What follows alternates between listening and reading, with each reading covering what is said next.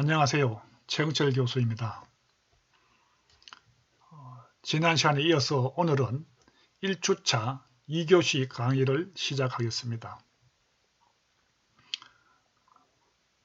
여러분들 가지고 있는 교재 10페이지입니다. 10페이지에 보면은 한국의 현실, 학교폭력과 무관용주의가 있습니다. 같이 한번 보겠습니다. 한국의 현실, 학교폭력과 무관용주의. 우리가 같이 지난 시간에 무관용주의에 대해서 한번 살펴봤습니다. 이것은 미국에서 최초로 도입된 정책으로서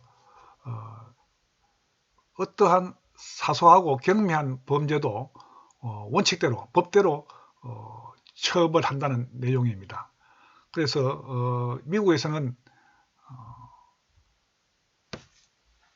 학생들의 경미하고 사소한 범죄에 대해서도 원칙대로 처벌한 사례가 있습니다.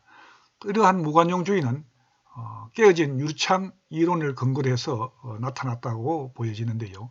깨어진 유리창 이론을 다시 한번 말씀드리면은 사소하고 경미한 범죄에 대하여 초기에 단속하고 진압하지 않으면은 나중에 큰 범죄로 발생한다는 내용입니다. 그래서 초기에 경미한 범죄를 단속해야 한다는 내용을 담고 있습니다. 그러한 것이 바로 그 무관용주의로 나타나게 된 것이라고 생각합니다. 자, 그러면은 교재 내용대로 같이 한번 살펴보도록 하겠습니다. 학교폭력과 무관용주의 1. 학교폭력의 실태. 학교폭력의 실태를 우리가 같이 한번 살펴보도록 하겠습니다. 경찰청에 의하면 표 1-2와 같이 2012년 이후 지난 5년간 경찰에 검거된 학교폭력 사범은 2012년을 기준으로 2016년에 46.4%가 감소. 이 내용은 뭐냐 하면은 여러분들이 갖고 계시는 교재 10페이지 보면은 표 1-2에 나와 있는데요. 2012년을 기준으로 해가지고 2016년도에는 학교 폭력 사범이 46.4%가 감소했다는 내용입니다. 그러면은 우리 같이 교재를 한번 살펴보도록 하겠습니다. 10페이지의 표 1-2 학교 폭력 검거 현황입니다.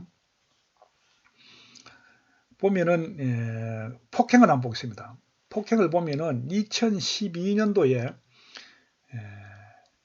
14,637건, 그 다음에 2013년도에 11,048건, 2014년도에 8,974건, 2015년도에 9,188건, 2016년도에 9,396건이 발생하였습니다. 그 다음에 건품갈치를 한번 보겠습니다. 건품갈치. 건품갈치는 2012년도에 5,912건, 2013년도에 2,603건, 그 다음에 2014년도에 1,582건, 2015년도에 1,153건, 2016년도에 1,161건이 발생하였으며, 그 다음으로는 성폭력에 대해서 한번 살펴보겠습니다. 성폭력은 2012년도에 509건, 2013년도에 1067건, 2014년도에 1295건, 2015년도에는 1253건, 2016년도에는 1364건이 발생하였습니다. 이러한 내용을 놓고 볼 때 폭행범은 전체 범죄에 있어서 제일 많은 비중을 차지하고 있습니다. 그 다음에 2012년부터 2014년도까지는 폭행 다음으로 금품 갈취가 많았으나 2015년부터는 폭행 다음으로 성폭력이 많이 발생한 것을 우리가 볼 수가 있습니다. 즉 다시 말씀드려서 폭행은 매년 감소했습니다. 매년 감소했지만은 성폭력은 매년 증가했습니다. 그래서 성폭력은 매년 증가한 것으로 나타난 것을 볼 수가 있습니다. 그 다음에 가서는 학교폭력 유형 중에서는 매년 폭행 비중이 가장 높다. 예, 우리 표에서 1-2 표에서 보셨죠? 그 폭행 한번 보겠습니다. 폭행 2012년도 그렇고 13년도 그렇고 14년, 15년, 16년 매년 폭행범이 금품 갈취나 성폭력, 기타 범죄에 비해서 월등히 높다는 것을 알 수가 있었습니다. 그 다음에 2012년부터 2014년까지는 금품 갈취가 두 번째의 비중을 차지했지만 2015년부터는 성폭력이 폭행 다음으로 많이 발생. 예, 그렇습니다. 이 이야기는 제가 조금 전에 말씀드렸습니다만은 성폭력이 매년 가장 많은 비중을 차지했고 그 다음에는 2012년부터 14년까지는 금품 갈취가 두 번째로 많은 비중을 차지했지만은 2015년부터는 폭행 다음으로 두 번째가 성폭력 범죄가 두 번째로 많은 비중을 차지한 것으로 나타나 있습니다. 표에서 우리가 이러한 내용을 확인할 수가 있었습니다. 학교폭력 피해 현황입니다. 학교폭력 피해 현황을 살펴보면은 여러분들의 교재 11페이지 표 1-3을 참조를 하겠습니다. 학교폭력 피해 현황에 보면은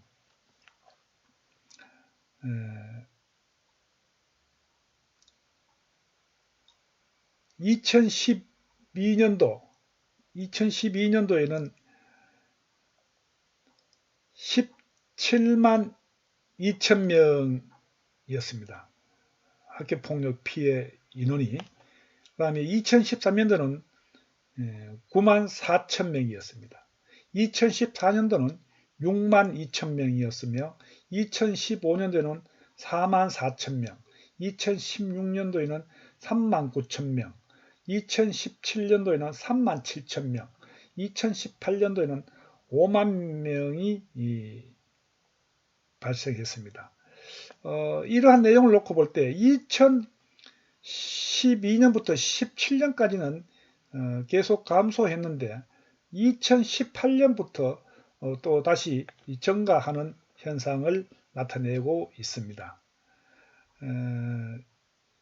교육부는 2012년부터 학교폭력 예방법 제11조의 근거를 두고 초등학교 4학년부터 고등학교 3학년 재학생 전체를 대상으로 매년 2회에 걸쳐 학교폭력 관련 경험과 의식을 조사하고 있으며 여기서는 교육부가 2018년 1차 조사 결과를 분석하여 발표한 자료를 활용했습니다.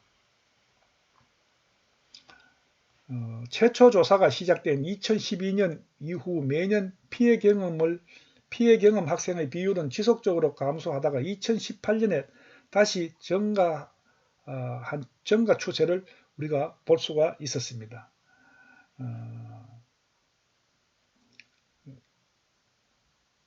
표 1-3은 2012년부터 2018년까지 매년 1차 조사에서 학교폭력 피해가 있다고 응답한 경우입니다. 그 다음에 가서는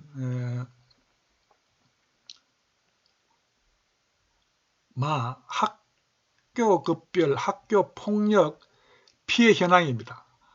마에 있어서 학교급별 학교폭력 피해 현황은 여러분들의 교재 11페이지 보면은 1-4를 참조하시기 바랍니다. 1-4에 보면은 표 1-4에 보면은 학교급별 학교폭력 피해 현황인데요. 초등학교가 2012년도에 15.2%, 2013년도는 3.8%, 2014년도는 2.4%, 2015년도는 2.0%, 2016년도는 2.1%, 2017년도는 2.1%, 2018년도는 2.8%. 여기서 보면은 거의 매년 감소하다가 2018년부터는 증가한 것을 우리가 볼 수 있으며 알 수 있으며, 중학교는 2012년도에 13.4%, 2013년도는 2.4%, 2014년도는 1.3%, 2015년도는 0.7%, 2016년도에는 0.5%, 2017년도에는 0.5%, 2018년도에는 0.7%. 그 다음 고등학교를 한번 보겠습니다.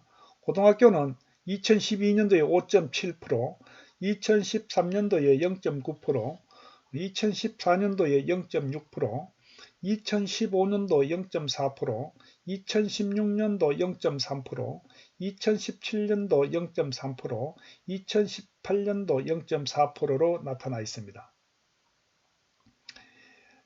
2013년 이후 언어폭력이 가장 높은 건수를 보인 것으로 나타나고 있습니다. 그 다음에 가서는 바에 가서 학교폭력 피해 유형별 응답 현황입니다. 여러분들의 교재 12페이지 표 1-5를 참조해 주시기 바랍니다. 표 1-5 학교폭력 피해 유형별 현황을 보면은 응답 현황입니다. 건당 학생 1000명당입니다. 학생 1000명당 건이 몇 건이냐? 언어폭력은 2013년도 13.6, 2014년도에 9.4, 2015년도는 6.6, 2016년도 6.2, 2017년도는 6.3, 2018년도는 5.7. 집단 따돌림 한번 볼까요? 집단 따돌림 한번 보겠습니다. 집단 따돌림은 2013년도에 6.6, 2014년도에 4.6, 2015년도에 3.6, 2016년도에 3.3, 2017년도에 3.1, 2018년도에 4.3으로 나타나 있습니다. 그 다음에 사이버 괴롭힘입니다. 사이버 괴롭힘. 뭐 댓글이라든지 우리가 이제 사이버 상에서 온라인 상에서 폭력을 행사하는 거죠. 여러 가지가 있겠습니다만은 여기 보면은 2013년도에는 3.6, 2014년도는 2.5, 2015년도는 1.9, 2016년도에 1.7, 2017년도에 1.6, 2018년도에 2.5로 나타나 있습니다. 그 다음에 건품갈취 한번 보겠습니다. 건품갈취. 2013년도에는 4.0, 2014년도에는 2.2, 2015년도 1.5, 2016년 1.2, 2017년 1.2, 2018년은 1.6으로 나타났으며, 성추행, 성폭행을 살펴보면은 2013년도에는 1.3, 2014년도에는 1.0, 2015년 0.9, 2016년 0.8, 2017년 0.9, 2018년은 1.3으로 나타나 있습니다. 그래서 여기에서 이제 보면은 그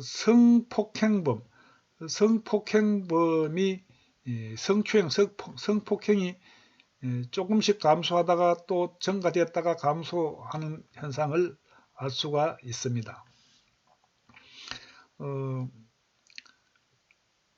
여기에서 보면은 학교폭력 피해 장소는 교실 안이 29.4%, 여러분들 교재 나와있죠. 복도에 14.1%, 급식실, 매점 등 9.2% 등 주로 학교 안에서 발생하였습니다.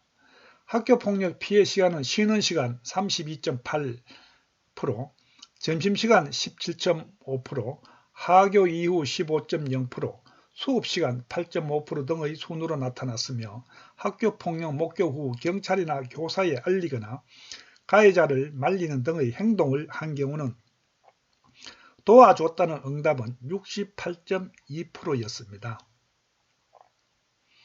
또한 학교 폭력이 대부분 교신이나 복도, 매점 등에서 그리고 행태가 언어폭력이나 따돌림, 스토킹 등으로 나타난 것은 앞서 표에서와 같이 경찰의 검거 통계의 특징과는 매우 다른 양상이다.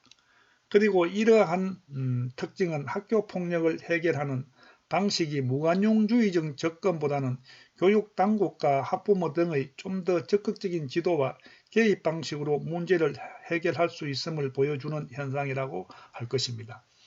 그래서 우리나라의 청소년 지도에 있어서는 무조건 무관용주의로 처벌하는 것보다는 좀 더 훈방이나 훈계, 반성문 쓰기 등 이러한 방법으로 학생들을 지도하는 것이 좀 더 보다 효과적이지 않느냐 하는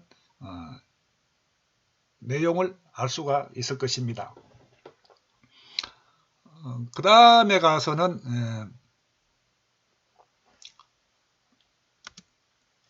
이 학교폭력 예방 및 초중등 교육법 등의 대응입니다.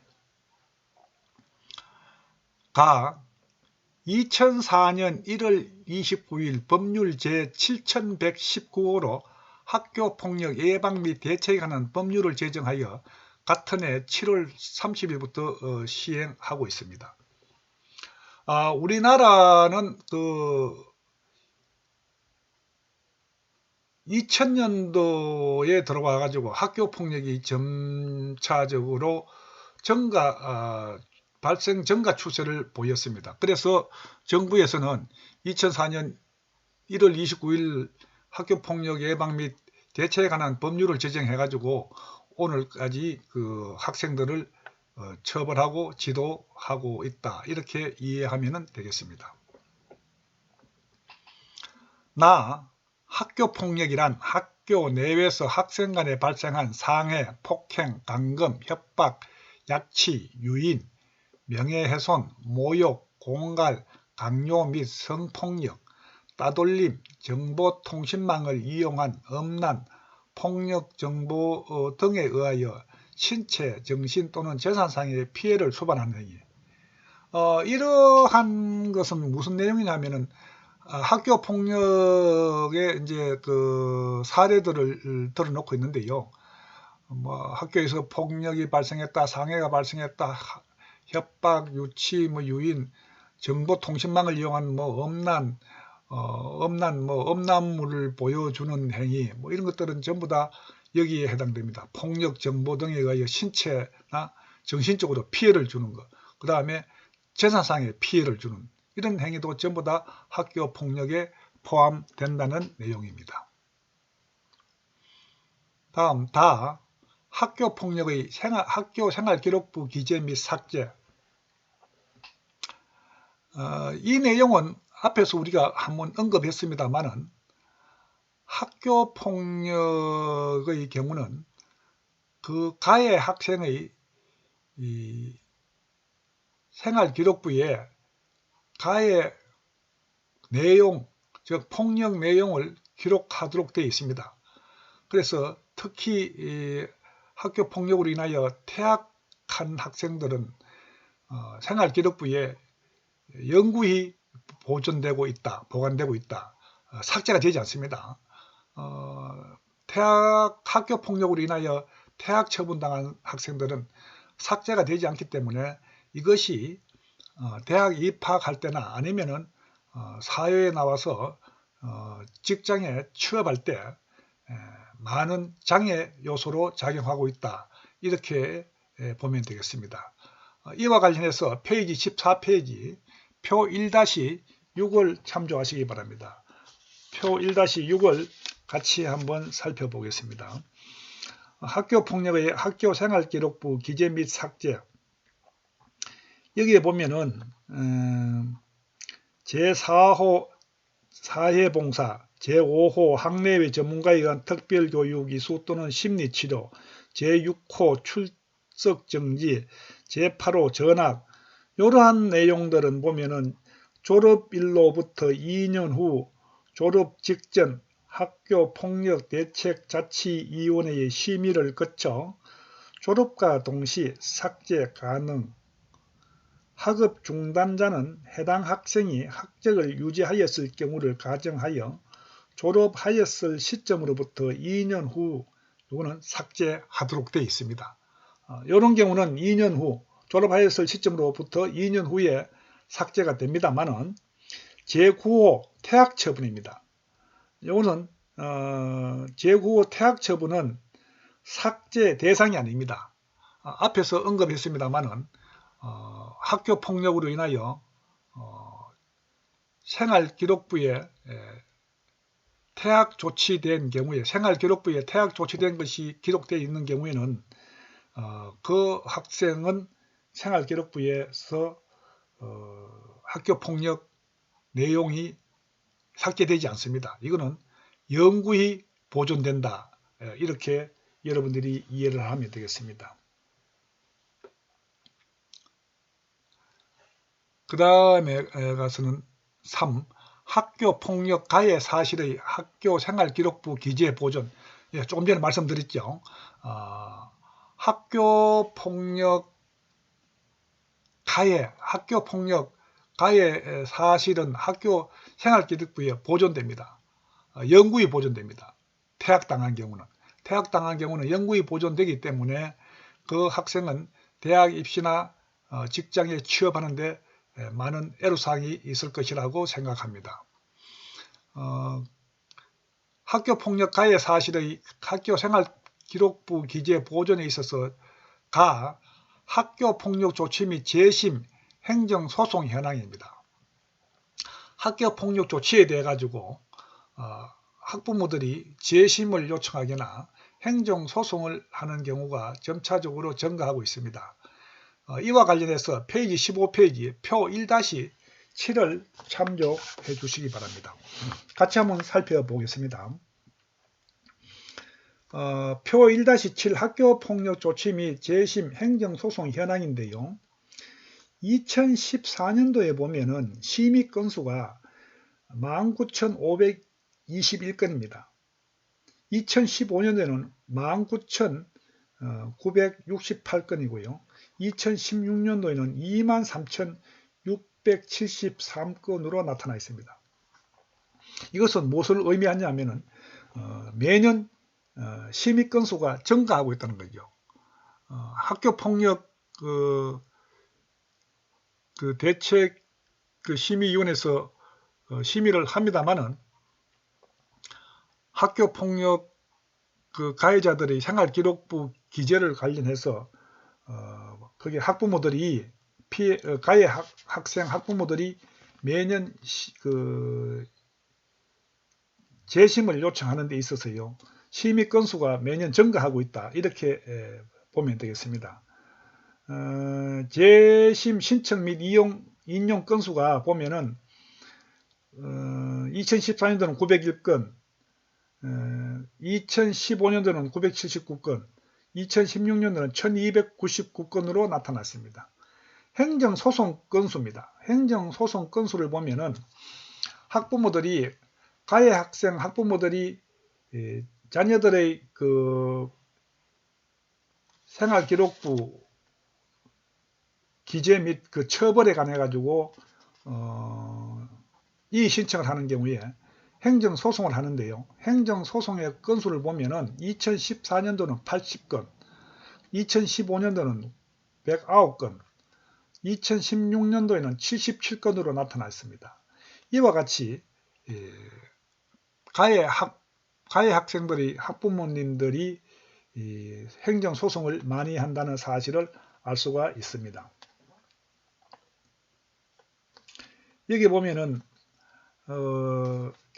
교재 내용에 보면은 학교폭력 예방법 제17조의 2는 학교폭력대책자치위원회 조치 결과에 이의가 있는 경우 있는 피해 학생 및 그 보호자가 그리고 학교폭력대책자치위원회가 결정한 전학 및 퇴학 조치에 대하여 이의가 있는 경우 가해 학생 및 그 보호자는 각각 조치를 받은 날로부터 15일 이내 또는 그 조치가 있음을 알게 된 날로부터 10일 이내에 초중등교육법 제18조의 3에 따른 시도학생징계조정위원회에다가 재심을 청구할 수 있다고 규정하고 있습니다.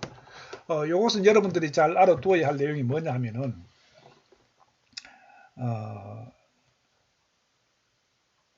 가해 학생 및 그 보호자, 그 학부모들은 그 조치를 받은 날로부터, 그 학생이 전학이나 퇴학 처분 받은 날로부터 15일 이내에 또는 그 조치가 있음을 알게 된 날로부터 10일 이내에 초중등교육법 제18조 3에 따른 시도 학생 징계조정위원회에다가 재심을 청구할 수 있다. 이 내용을 분명히 기억하시기 바랍니다. 그 다음에는 2014년의 경우에 재심 건수 901건 중 피해자의 주장이 받아들여진 경우는 31.4%, 가해자의 주장이 받아들여진 경우는 42.6%, 2015년도의 경우는 재심 건수 979건 중 피해자의 주장이 받아들여진 경우는 31.9%, 가해자의 주장이 받아들여진 경우는 43.6%, 2016년도의 경우는 재심 건수 1299건 중 피해자의 주장이 받아들여진 경우는 29.2%, 가해자의 주장이 받아들여진 경우는 44.6% 나타났습니다. 이와 같이 점차적으로 가해자의 그 주장이 많이 받아들여지는 것으로 나타나고 있습니다. 그래서 이제 가해자나 가해자 부모, 학부모, 보호자들이 행정소송을 많이 하고 있다. 이렇게 우리가 알 수가 있습니다.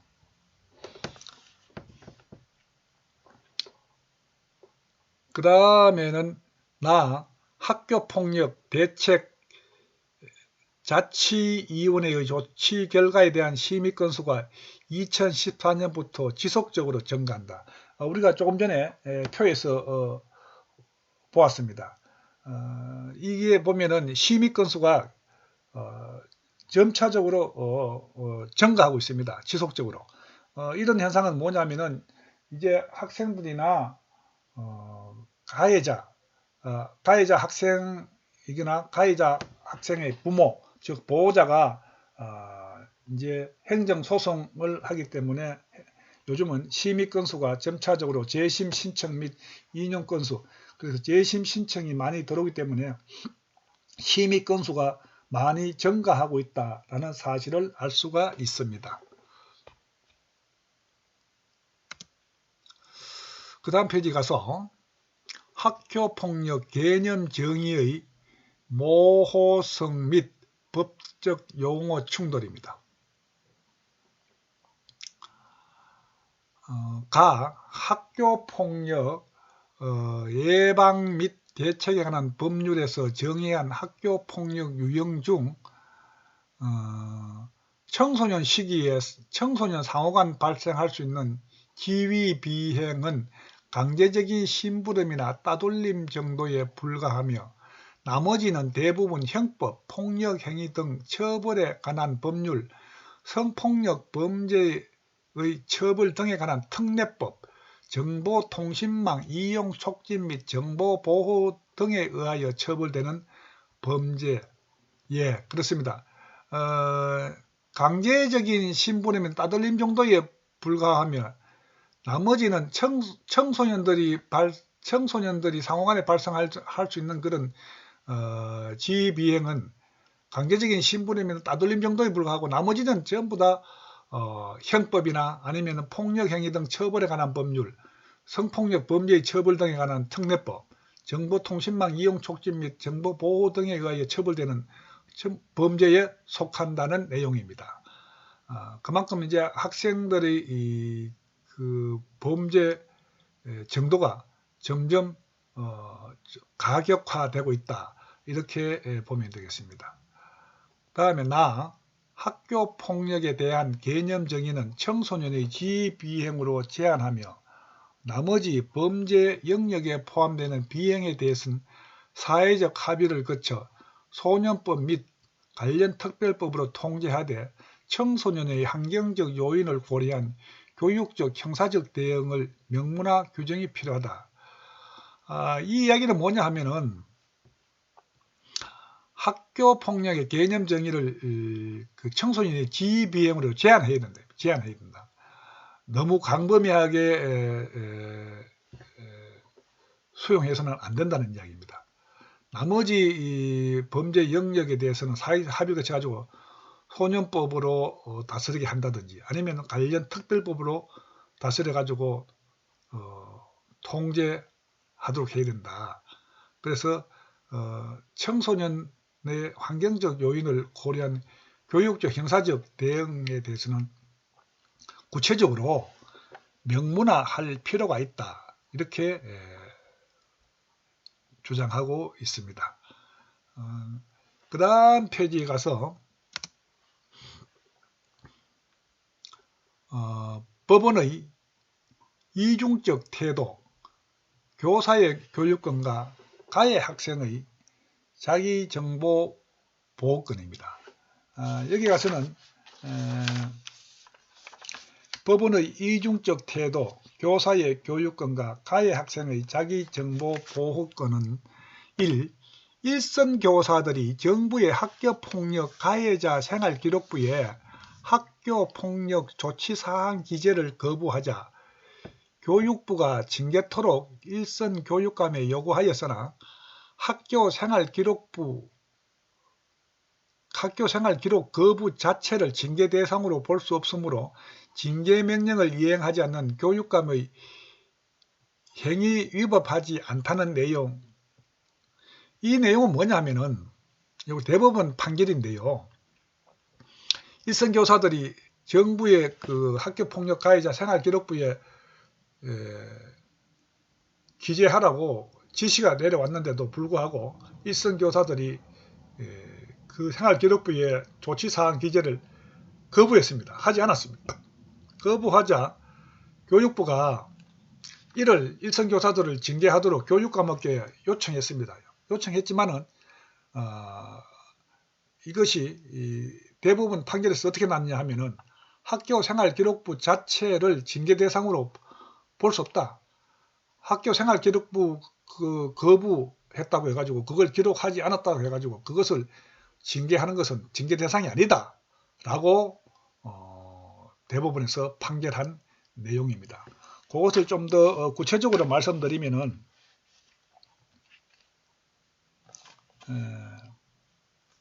대법원은 학교폭력의 기재를 거부한 교사에 대한 징계를 실행할 것을 요구한 정부의 징계 이행 명령에 대한 취소 소송을 제기한 교육청에 대하여 교육과학기술부 장관이 교육감에게 담당 교육청 소속 교육공무원들이 교육과학기술부 방침에 반하여 학교폭력 가해 학생 학교생활기록부 기재 관련 업무 처리를 부당하게 하고 학교폭력 조치사항의 학교생활기록부 기재 반대 등을 요구하는 호소문을 담당 교육청 홈페이지에 발표한 행위에 대하여 징계 의결 요구를 신청하도록 요청하였으나 이에 응하지 않자 징계 의결 요구 신청을 내용으로 하는 직무이행 명령을 한 사안에 징계 대상자들에 대한 징계 사유가 성립하지 않으므로 교육감에게 징계 의결 요구를 신청할 의무가 없고 직무이행 명령도 위법하다고 판시한 대법원 선고 판결 내용입니다. 요것은 이제 요거 관련해 가지고 한번 보면은 두 번째에 2에 가서 보면은 학교폭력 가해 사실을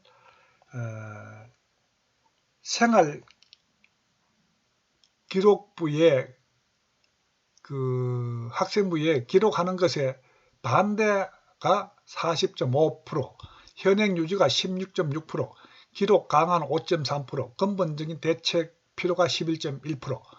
그래서 이제 이 내용은 뭐냐면은 학교 폭력 가해 사실을 학생부에 기록하는 것에 대해서 반대가 40.5%입니다. 그 이제 대부분의 학생들이 이 학교 폭력 가해 사실을 학생부에 기록하는 것은 반대하고 있습니다. 그래서 우리나라에서도 이 학교에서 청소년들의 어떤 경미한 범죄 사실에 대해서 학생부에 기록하는 이러한 내용들은 한 번 더 심사숙고할 필요가 있다. 이렇게 보여집니다. 그 다음에 가서는 헌법재판소는 학교폭력 가해 학생의 학교생활기록부 학교폭력 조치 결과를 기재하는 것이 가해 학생의 기본권을 침해하는 것이 아니라는 입장이다. 그 다음에 가서는 학교폭력 가해 사실을 학생부에 기록하는 것에 40.5%, 현행 유지 16.6%, 기록 강화 5.3%, 근본적인 대책 필요 11.7% 나타나는 것은 학생부 기록을 반대하는 교사들은 학교폭력의 학교생활기록부 기재가 학교폭력 문제를 해결하는 근본적인 방식이 아니라 오히려 주홍 글씨거나 낙인 효과만을 준다는 부정적인 인식이 강화되었다라고 이야기하고 있습니다. 이것은 뭐냐면은 생활기록부에 폭력 가해 사실을 기록을 하게 되면은 이것은 학생들의 그 인성교육이나 어떤 학생 선도 측면에서도 바람직하지 않다 이 말이죠. 그래서 오히려 더 범죄에 유혹되기 쉬운 결과다. 그래서 학생부에 기록하지 말라. 이거는 근본적인 해결 방식이 아니다. 교사들에 의하면 좋은 글씨거나 낙인 효과만을 준다는 거죠. 저 학생은 한번 학교 폭력 가해 학생으로서 기록되면은 그 다음에 누가 보더라도 그 생활기록부를 보면 이 사람은 학교 폭력 가해 학생이구나 이렇게 낙인 된다는 거죠. 낙인 찍어버린다는 거죠. 그래서 부정적인 인식이 강하다. 우리나라의 대부분의 교사들은 생활기록부에 가해 학생들의 그 폭력 사실을 기재하는 것은 대부분 다 반대하고 있다. 이렇게 여러분들이 이해를 하시면 되겠습니다. 그 다음에 3. 학교 폭력에 대한 현행법 및 법원의 해석 그리고 교육부의 서로 다른 접근 방식, 일선 교사들의 거부감 등은 결국 무관용주의적인 학교 폭력 대응 방식을 고민할 때가 되었다는 반증이다. 그래서 우리나라에서도 법원의 해석도 다르고 또 교사들 개인의 어떤 인식도 다 다르다. 그 다음에 교육부의 서로 다른 접근 방식, 이런 측면에서 볼 때는 무관용주의적인 학교폭력 대응 방식을 이게 바람직한가 한번 고민할 때가 되었다는 이야기입니다. 한번 우리 모두가 여기에 대해서 고민해 볼 필요가 있다 이렇게 생각합니다.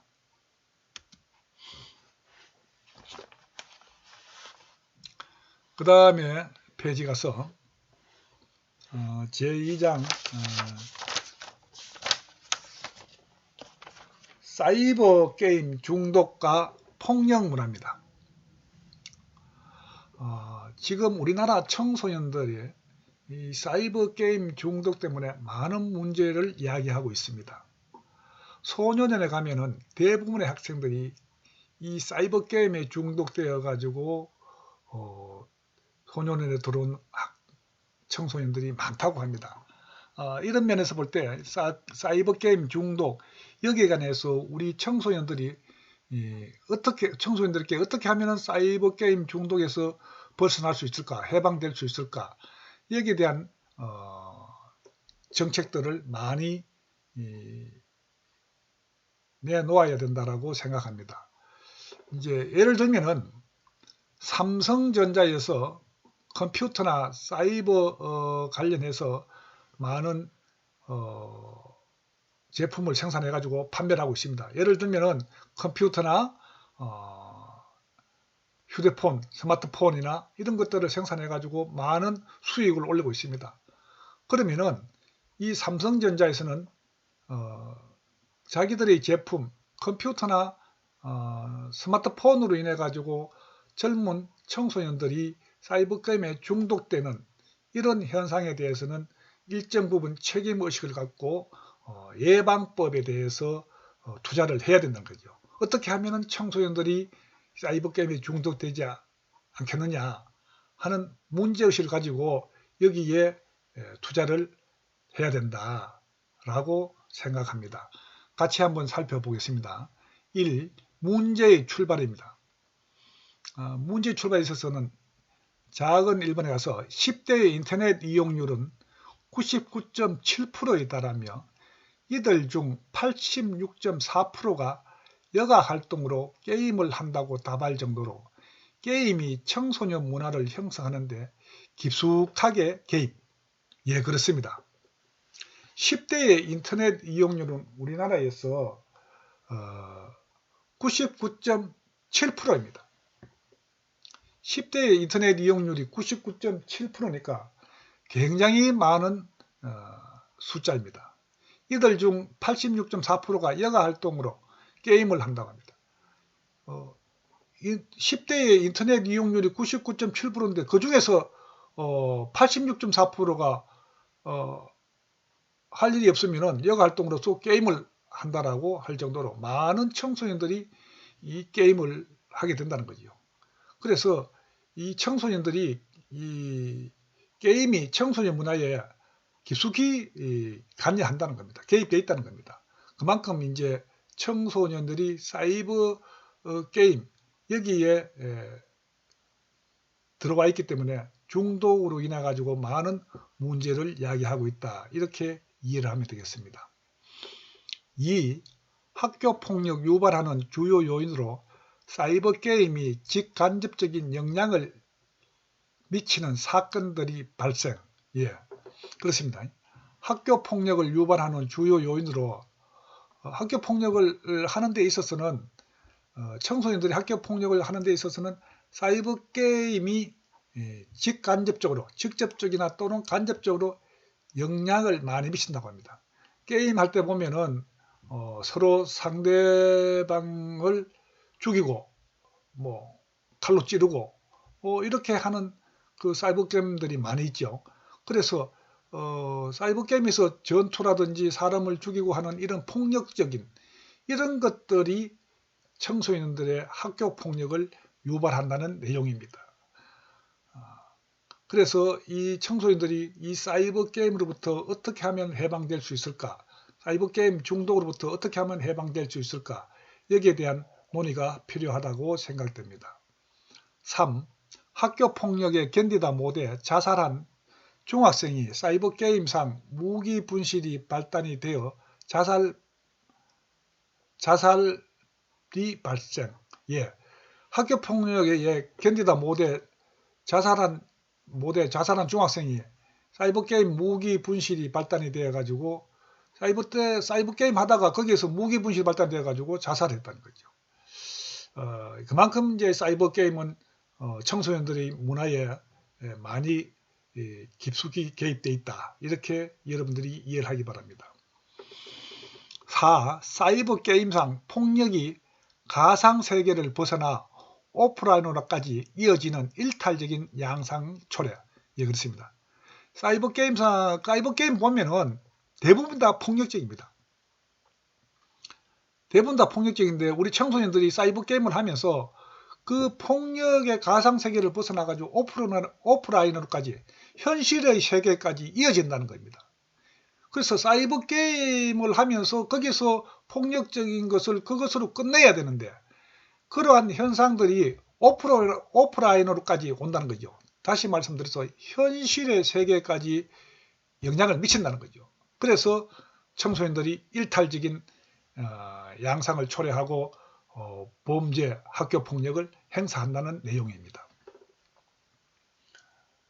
그 다음에는 5. 사이버 게임의 중독이 학업 소홀, 성적 저하, 잦은 결석과 사회적 고립을 조장하며 특히 폭력 게임의 중독은 모방을 통한 살인이나 폭력 범죄의 원인이 될 수 있다는 연구들이 나타남.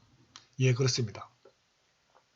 이 이야기는 사이버 게임의 중독이 학업 소홀, 제가 알기로는요. 제가 알고 있는 사람의 아들이요. 서울에 그 유명한 그 인류 대학에 다닌다 그래요. 소위 말하는 스카이 대학에 다니는데요. 그 학생이 공부를 하다가 게임이 중독돼 가지고 학교를 가지 않고요. 부모님에게는 학교 간다라고 이야기하지만은 자기는 그 학교에 안 가고 자기 자취방에서 24시간 게임만 한답니다. 그래서 결국 학교를 졸업하지 못했다고 합니다. 이와 같이 게임이 중독되면 학업이 소홀해지고 성적이 저하, 그렇죠? 게임을 하다 보니까 성적이 저하될 수밖에 없죠. 다음은 잦은 결석과 사회적 고립을 조장하며 특히 폭력게임 중독은 폭력게임이 중독되면 모방을 통한 현실 세계에 와가지고 살인이나 폭력, 범죄의 원인이 될 수 있다는 이런 논문들이 지금 많이 나타나고 있다. 이렇게 여러분들이 이해를 하면 되겠습니다. 예, 오늘 2교시 수업은 여기까지입니다. 지금까지 여러분들이 공부한 내용 중에서 어렵고 이해가 안 되는 부분이 있으면 저희 메일로 보내주시기 바랍니다. 그러면 제가 성심성의껏 답변을 드리겠습니다. 다음 주 제 2주차 1교시 때 뵙도록 하겠습니다. 안녕히 계세요.